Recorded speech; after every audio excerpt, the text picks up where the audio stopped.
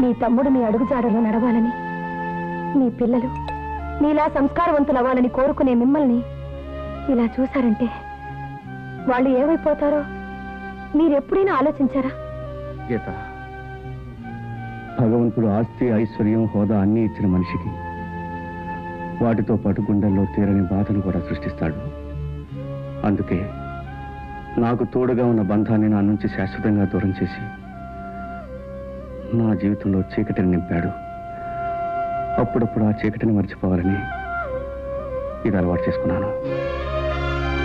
నేను ఆ చీకటిని పోగొట్టే చిరువి పనైనా కాలేకపోయానా?